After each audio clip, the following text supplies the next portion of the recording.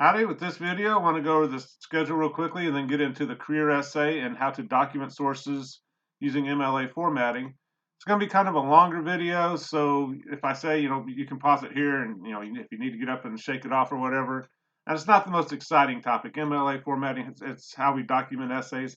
It's not exciting, but it's very important and something everybody should kind of know, especially in this age where you can just cut and paste everything off the internet. It's a good way to get in a lot of trouble. But anyway, right now we're on spring break doing this video on Tuesday, March 9th. For this Thursday, you should be watching this video and getting going on your career essay. The nice thing about certificate students is generally they know what they want to do. They're here for that certificate so they can get to work, right? So you don't have to do a lot of thinking like some of my other students might have to do. You already know what you're looking to get into. On the 15th, next Monday, the first two paragraphs of the essay are due. I want to make sure you're on the right track there. Then for Thursday, it's kind of another check-in. Make sure you're making progress. Going to have that draft done by the 22nd. The full draft's due on the 22nd, and the final version's due on the 25th. And hopefully all that stuff is already in the ePortfolio. If it's not, you need to make sure you get it on there. I kind of wanted that done last Thursday, so you don't have to really think about it. That's when I'll start grading everything. Then after that, we got one more essay, and that'll be it. So it moves quickly here in the spring sometimes, especially after spring break. For the career essay, we're going to go here to the essay project assignments, right there to the career essay. I already have it open here. And for this one, you're going to write a 1,200-word minimum essay that researches the job you hope to obtain with your future 2-year, 4-year college degree or your certificate. Your essay should meet the following requirements. I'm going to talk about MLA formatting here in a second. You should use at least 3 sources in your essay. One's going to be the Bureau of Labor Statistics. 2 is going to be the source of your academic plan. Then the third one's going to be kind of the one of your choice. Probably one describing, the different components of the job or something like that. It could also be a personal interview if you're one of your instructors wants to talk to you about your career or something like that. That you can use that person as a source within your essay. Going to try and work with short quotes, long quotes, summary, and paraphrase. We're going to try and use all those punctuation. And again, I'm here to help you with a lot of this. I'm not just throwing this all on you and you figure it out. Particularly with the MLA formatting, I'm going to do some of that for you for this particular essay. So we'll be working on this together to some extent, but you're going to be doing the writing. I'm going to be helping with the MLA formatting. You got 4 distinct sections to this essay. The first one kind of a description of the specific field you're getting into. If you say I'm going to do HVAC, well, what are you looking to do? Residential HVAC, commercial HVAC? Are you going to specialize within that field? As a lot of people are starting to find out, almost everything's computer-based. So, how's that going to affect your particular field? So try and be as specific as you can. If you're in office technology, do you want to work in a medical office or an accounting office or some special type of field? You may not quite know. It's a good opportunity to kind of research some of this stuff. What's it like to work in a medical office? Is it high stress and super intense, or is it kind of laid back and kind of a nice, good, steady job?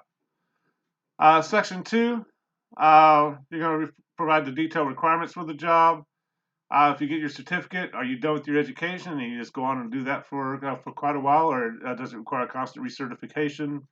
And you want to get into that. So while you're here for one particular certificate, or maybe 2, I don't know, you kind of want to start saying, well, once I do this and I get into the work environment, I'm still going to have to come back and learn new things. Technology is always changing, and particularly devices are always changing and getting more computerized, things like that. What kind of physical abilities do you have to have? What kind of personality traits? Now, if you're going to be the front person in an office, you probably need to kind of like people and be willing to smile at them. That's one thing I sometimes struggle with. I'm not the most outwardly friendly person, so maybe I shouldn't be the first person a customer meets, right? But do you have the desired personality traits for the job? Are you patient? If you're going to install HVAC equipment, you got to be kind of patient. Not everything always goes as planned, and you can't just sit there and start throwing stuff around in the middle of someone's house because something's not working out, right? You might want to talk to somebody in the field. That could count as a possible source. Same thing with your advisor, things like that. This section should include that academic plan. You want to kind of plot out all the education you need until you get your certificate. Then, that'll be in the academic plan, that course by course, semester by semester plan to get to your certificate. But also in this section, make sure you kind of, again, get back to all the other certifications and things like that. Good example is with nursing.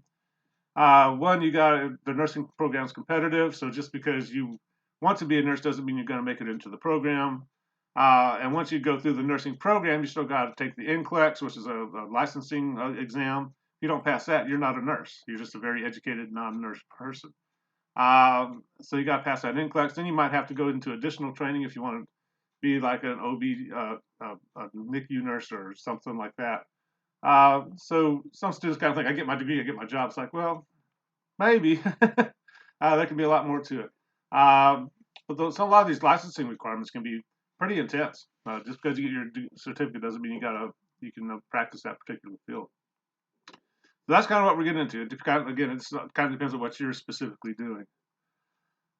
Section 3 should discuss that chosen career path, salary information. You can make good money, or at least decent money. You might get into, and if I go back and get my bachelor's degree or my master's degree or whatever, I can make, a whole bunch more money. So I may think about doing that later on. But you want the kind of that information there. And this is, you're going to use that source, the Bureau of Labor Statistics, and kind of see other local job opportunities, national job opportunities. If you have to stay in this region for whatever reason, are you going to find a job here? Some areas there's not very many jobs in this area for certain things, right? Some people want you to go to California or New York or internationally or whatever. Do you have any upward mobilities? That was one problem I had. I worked in restaurants for about 18 years, and I was kind of hitting the ceiling there, either where I was going to have to open my own restaurants, which I didn't want to do, or I'd have to become like an executive chef or something like that. And it just didn't seem attractive to me. I had nowhere else to go except just be, working kitchens, and that's why I went and got my English degree. And again, the problem with this English degree, I've kind of maxed out my upward mobility in terms of being a professor. I'm tenured and fully promoted and all that good stuff. So either I need to go into administration if I want to go higher, or go get my PhD or whatever. But you want to kind of discuss other options once you're in that career for a few years and you may be getting tired of it, or you want to move up and make more money or have more responsibilities or whatever. What other possible career paths? Good example of that is teaching. About half of all teachers leave the profession within 5 years. That's a lot of education, a lot of work to get that degree and certification to leave the profession within the first 5 years. So, kind of want to talk about that. Then section 4, want to discuss your suitability for the job. What are the three good things, three bad things? Every job has bad things. Every job has good things, hopefully. Where's the stress come from in the job? It's different for different positions, right? If you're a brain surgeon, one slip of the scalpel and you could kill somebody. I don't have that problem. If I misgrade an essay, I can grade it over again and nobody gets hurt.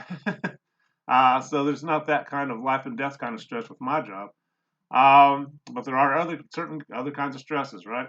What is that reason teachers leave within 5 years so often? What kind of turnover rates are in that profession? Also, how can you make yourself marketable so that when you get your degree, you can go out there and be a pretty good candidate for the job? There are student organizations, professional organizations. Can you do volunteer work, job shadowing, internships, externships, things like that? So section 401 is just making sure you're suitable for that, you match up well to that job. And also you're going to start discussing how you can make yourself marketable and get a job once you have that certificate. But that's how it's going to work. Again, it's 4 distinct sections. You're probably going to spend more than one paragraph on sections 2, 3, and 4 maybe. There's no set number of paragraphs with this essay or things like that. It kind of depends on your particular profession. That's what we're looking to get into. Those 1,200 words, it sounds like a lot, but it'll hopefully come pretty quickly. And quite often when I look at your drafts, you're like, I'm not going to make the word count. I'm going to write in there like, well, what about this, and what about that, and what about this? And you're going to be like, I never thought about that. And we'll get to the word count, hopefully. I'm sure we will. I shouldn't say hopefully. This would be a good place to pause if you want to kind of catch your breath. I'm going to go on and talk about MLA formatting. To do this, we're going to go to the Help Resources area. And everything I'm talking about is covered here under MLA lecture, fall 17.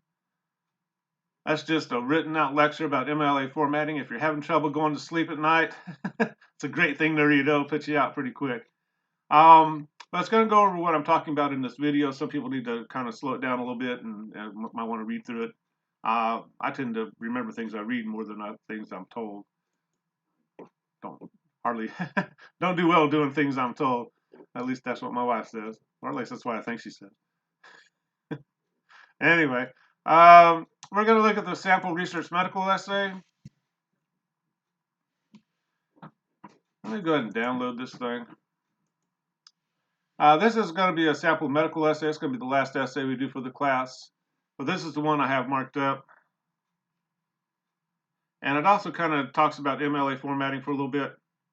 And the trick, and MLA stands for Modern Language Association.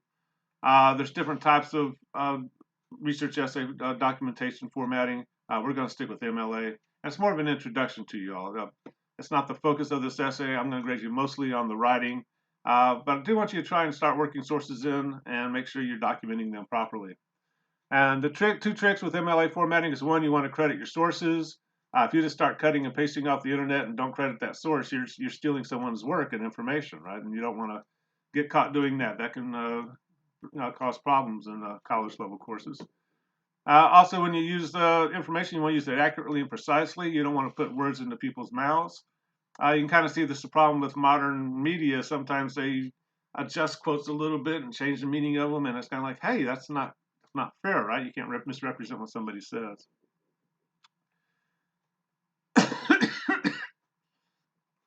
Excuse me there, sorry. With MLA formatting, we're going to format the essays the exact same way with title, page information, and all that. All that's on page 1. But where we start with MLA formatting is with the works cited page. That's the last page in the essay. We used to call this a bibliography page if you're as old as I am. But this is a listing of the sources you're going to use in your essay. So the source for your academic plan, the Bureau of Labor Statistics website, and one other source is going to be on your works cited page for the career essay. And a couple things to notice, they're listed alphabetically.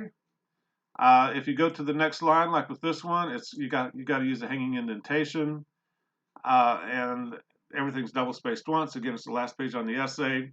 And basically, you just write the word works cited and start listing these sources. The hard part is figuring out the proper format for these sources. But for the career essay, I'm going to do this for you. You're going to send me the web address or the information from the source you use, and I'm going to create the works cited page entry for you. Just some basics about works cited page entries. You start, whoops, oh, I hit the thing. Hold on. Oh, man. Hold up. I hit the links, it wants to take me out to the website. This is an older paper, so the links may not work. There we go. So we're back on the works cited page. Number 1, if you have an author, you want to start with the author's last name, comma, then their first name. Kind of depends on what source. For the Bureau of Labor Statistics source, it's going to be a little different. You got to start with, since it's a government agency, you got to start with the word United States and the Department of Labor, then the Bureau of Labor Statistics. Then you get to your information about wherever you're actually at. But generally, for a works cited entry, you're going to start with the author's last name, comma, first name. If you have to go to the next name, it'll be given in regular order. Then you have the smaller unit.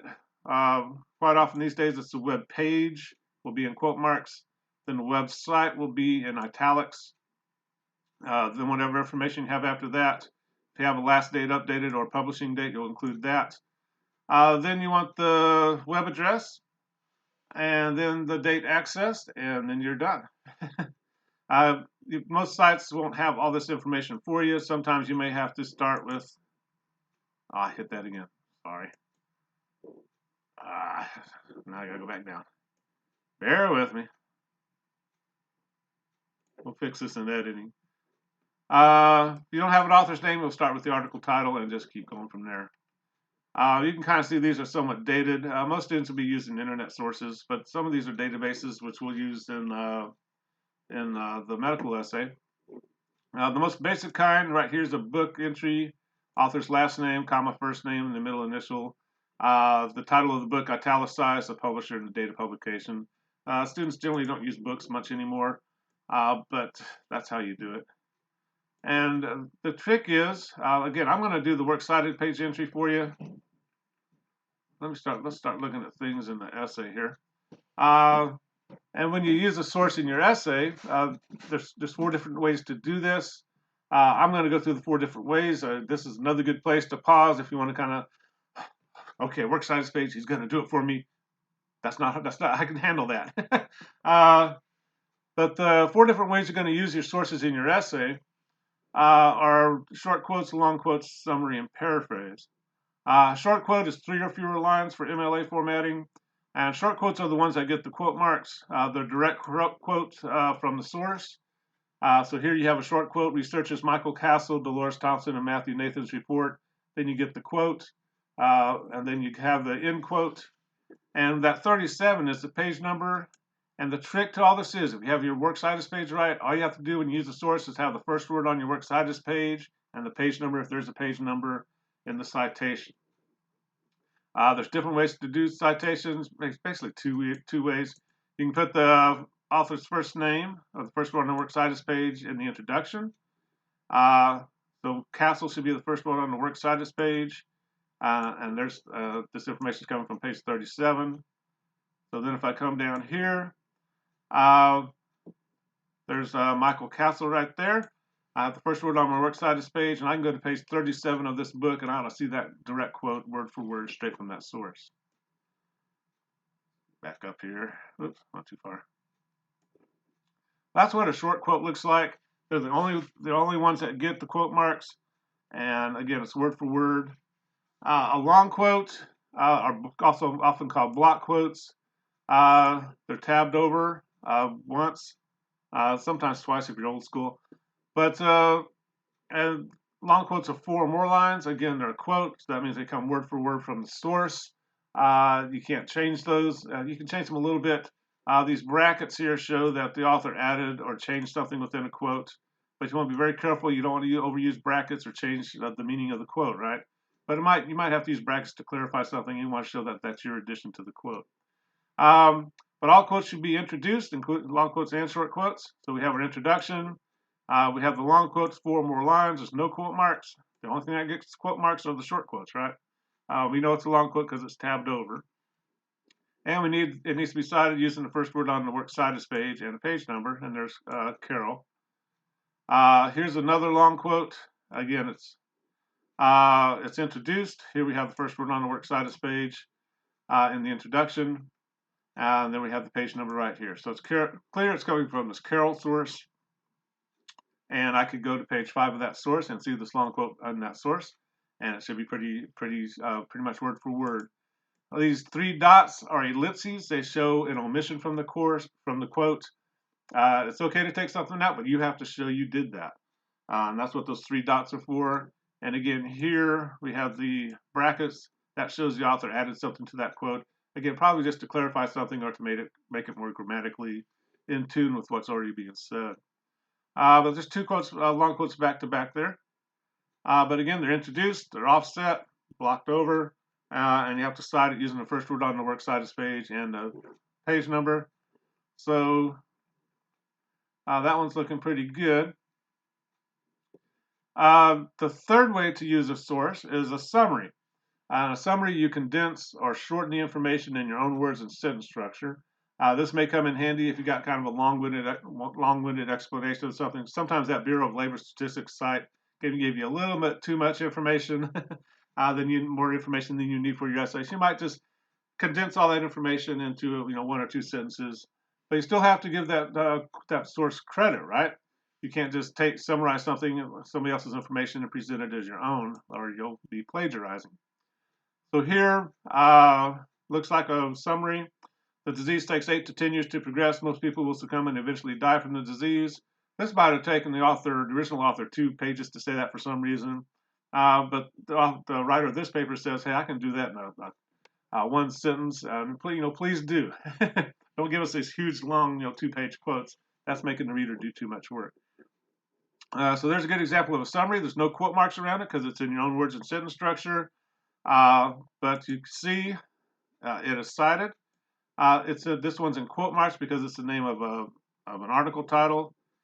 So if we go down to the works cited page, we ought to see the Carroll source there. We ought to see this Alzheimer's disease source. And there they are. There's that Alzheimer's disease. And you kind of see, since it's in alphabetical order, it's easy to find. And I should be able to go. I don't know if I can go find that Rural Book Family Reference Suite. I don't think they're putting CD-ROMs out like that anymore. You never know, though. But if I also wanted to go to that Carroll book and see those long quotes, boom, I could go to that book, go to those page numbers, and see that long quote. So far we've done the short quote, 3 or fewer lines, direct quoting word for word from the source, and that's in quote marks, and you need to introduce it and cite it. The long quote, the ones that are offset, but again, word for word, unless you're going to use the brackets and ellipses, you want to introduce it, make sure you cite it. The summary, again, there's another summary right there. Condensing the material in your own words and sentence structure. The only reason she has quotes here is because she's trying to be careful with the words a little bit. But you're condensing the material and putting it in your own words and sentence structure, but you still got to cite that source. The last one is a paraphrase. This is the hard one. A paraphrase is when you restate what's in the original without leaving out any of the main points. This is difficult because you kind of don't want to leave out any of the main points. So if you're going to write about something, say like brain surgery, for example, short quote's not going to be long enough to cover a brain surgery. A long quote may get too technical, and you know, I'm going to write in the margins or type in the margins. You know, hey, I'm an English teacher. I have no idea what's going on in this long quote. If you do a summary and condense it in your own words and sentence structure, or shorten it, you might leave a scalpel in someone's head. So you might want to do a paraphrase where you restate the entire passage in your own words and sentence structure without leaving out any of the main points. So this way, you cover the full extent of the brain surgery. You kind of dummy it down into layman's terms so that everybody can understand what's going on there. But you're still getting all that information into your essay. You're going to see a paraphrase looks like a summary pretty much in terms of formatting. There's no quote marks. It's kind of incorporated to your essay. You probably want to give a signal phrase to let us know you're moving into a summary or paraphrase. That's kind of what she's doing there with that first sentence. She's kind of saying, hey, I'm about to use a source here. In this particular essay about dementia and Alzheimer's, they're kind of giving us the information about how the disease was discovered. But, you know, it's kind of long, but all this is in the writer's own words and sentence structure. Maybe the original wasn't worded very well, or got too technical, or who knows why she chose paraphrase. But she's restating all that information in her own words and sentence structure without leaving out any of the main points. But notice she still has a citation, and again, those citations can come in the introduction to the paraphrase or summary, or it can come at the end of it. Here she's choosing to do it at the end. And notice again, the citations are in parentheses if you have it at the end there. But here, if we go to the works cited page, we should see Cutler and Schrammick. We should also see this coping source. Those are the sources of that paraphrase and summary. And there they are. There's Cutler and Schrammick. I forgot what the other one was. It coping? Well, there it is right there. But that's kind of how MLA formatting works. If you have your works cited page right, then when you use sources in your paper, you're just going to cite them using the first word on the works cited page and a page number if you have one. So when you start going through a sample essay and you see these citations, that's what's happening. You see this writer saying, hey, I got this information from this source. And you'll see those throughout good research papers. If you go through an entire research paper and there's no citations, you got a problem there, right? There's another citation. I want to look at the sample career essay real quickly. And we're back to help resources on the D2L page. And there's a sample career essay. Again, I'm going to download this real quick. Just easy for me to highlight. This one's kind of based on your assignment. His was he had a little more information that he was required to give. So his is going to be a little bit longer. But same basic format. You want to begin by telling us what specific career you're thinking about getting into, maybe even talk about why you want to get into it. Notice that when he starts giving information from sources, he's starting to cite those sources. That's what that mechanical there in parentheses is saying. Say, hey, this information about mechanical engineering is coming from this particular source. And if we go down to his works cited page, there should better be a source that says mechanical, and there it is. And he gives all the information. It's coming from the University of Tennessee website, apparently. And that's how you cite sources. And that's also hopefully kind of starting to see how to read a sample research essay and what these little citations mean. It means, hey, he's getting that information from somewhere and he's telling you where that information is coming from. But he talks about why he wants to be a mechanical engineer and what it is. Then he gets into the educational requirements. He wants to go to UT. This is a dual enrollment student from over at Sullivan Central. And talking about the classes he needs to take and some of the other requirements. And this kind of see what's happening there. This is a short quote. According to the Bureau of Labor Statistics, professional engineers oversee the work of other engineers, blah, blah, blah. And giving all the requirements for that profession. United ought to be the first word on the works cited page entry. We'll go ahead and look. And there it is. The United States Department of Labor, Bureau of Labor Statistics. This is what yours is going to look like when you use that Bureau of Labor Statistics source. They'll just change a little with the URL and the web page title.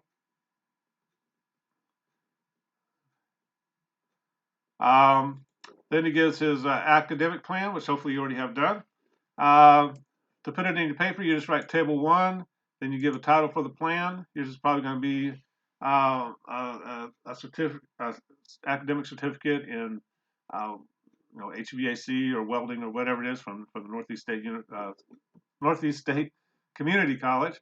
And then there's that semester by semester listing of the courses needed for that degree. He's going for a 4-year bachelor's at UT, so that's why his is going to be much longer than yours.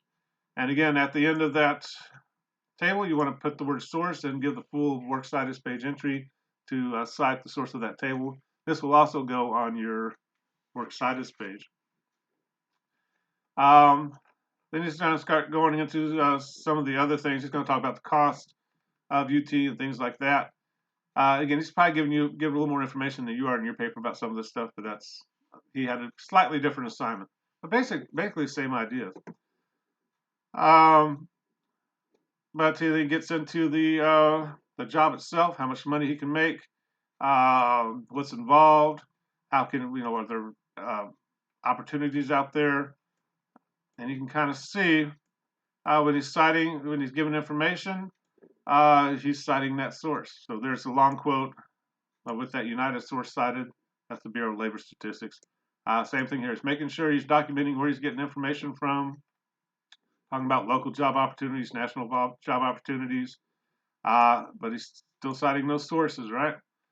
They're talking about how to make himself marketable, and he kind of gets into this idea, say, hey, I really want to be a rocket scientist. I want to work for NASA and do all that cool stuff. So he's going to talk about that, talk about internships. Again, you may have a job where you don't have those kinds of opportunities, so this may be a shorter part of your essay. Kind of really depends on your particular profession. But something like with an HVAC certificate, I doubt they just kind of send you off into people's homes to install entire systems. You probably have to work under some people, learn the ropes a little bit, learn how to talk to people and communicate with customers, things like that. So you want to kind of get into things like that. But every time he uses a source, there's a short quote, there's a citation, right? And again, like I said, his is going to be a lot longer than yours. He's got a little bit more going on in terms of the assignment he was given. And then good concluding paragraph. And of course, the works cited page is the last entry, last page on the essay, and lists the sources he's used in that essay. But again, hopefully you're kind of seeing as you look at a sample essay, when you see those citations, that's the writer telling you, hey, I got this information from this source. And that's something you want to be very careful about when you write for college courses. And that's something we're going to practice here. But again, You're going to send me the URL for the source you're going to use, and I'm going to create the works citus page for you. So don't stress about the works citus page. Focus more on making sure you're documenting your use of those sources within your essay and how to incorporate those into your writing. But again, most of this career essay is going to be you talking about yourself, right? Just incorporating some of this information into your own writing. I think that's about it. That was enough information. But again, that's why we're kind of spending this entire class period, the only thing to do for this Thursday is to kind of watch this video and kind of go like, whoa, okay, that's a lot of information. But also hopefully you kind of understand, hey, I'm just going to be writing about myself, my own career, then the education process and the job itself, and then how I can make myself marketable and understand what I'm getting into with the 3 good things, 3 bad things about this job. But if you have any questions, be sure to let me know. Again, the first 2 paragraphs are due next Monday. And we'll talk to you later. Bye-bye.